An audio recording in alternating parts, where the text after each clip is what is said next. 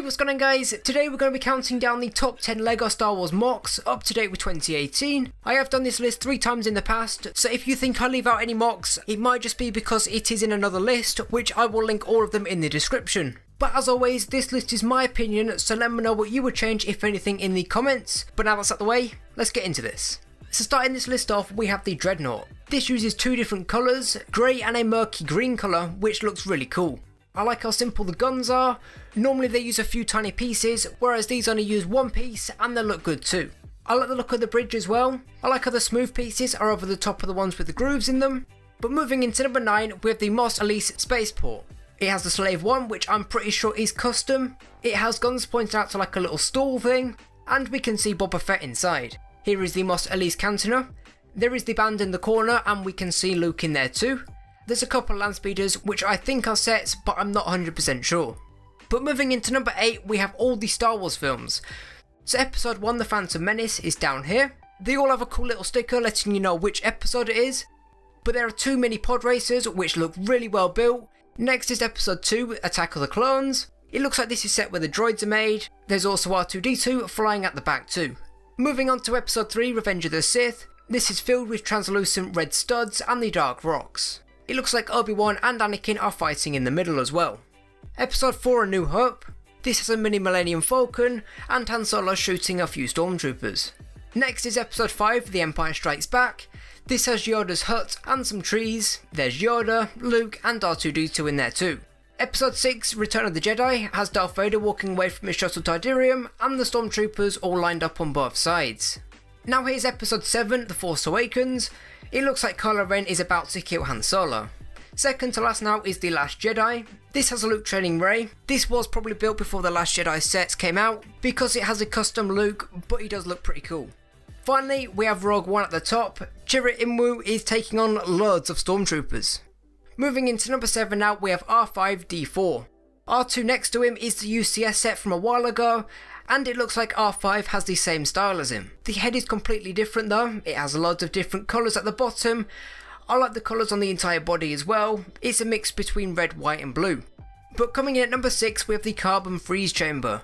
This was shown in my MOCs this week, a few weeks ago now, but this has stormtroopers walking around. There's the chromed Darth Vader and Boba Fett on one side, and then Leia, Lando and Chewbacca on the other. This actually has lights which makes this look even better, and on top of that the lights flash, which is really awesome.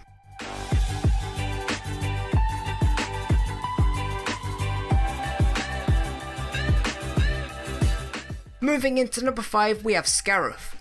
This has some trees on the sand, the huge Citadel Tower sits in the middle at the back, there's some lighter grey pieces in there, and there's a window on the top as well. There's loads of minifigures on the circular platform. These minifigs are coming from a bunker behind it which looks really cool.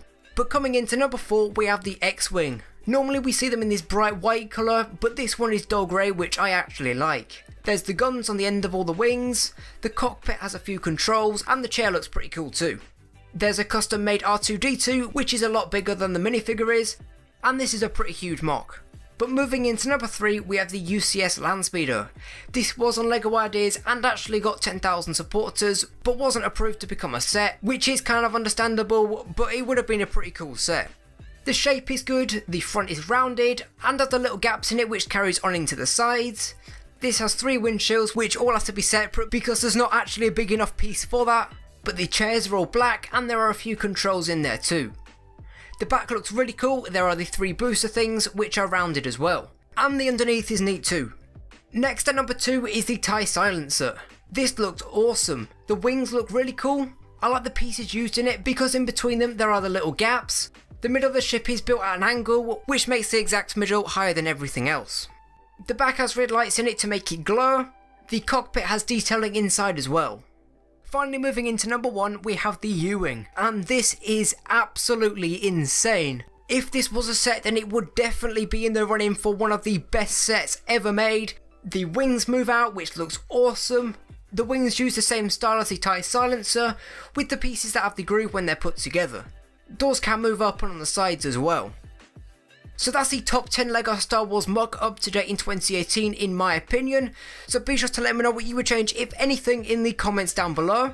I would appreciate it if you did drop a like if you enjoyed the video, subscribe and hit that bell icon so you can be the first to know about all my new videos.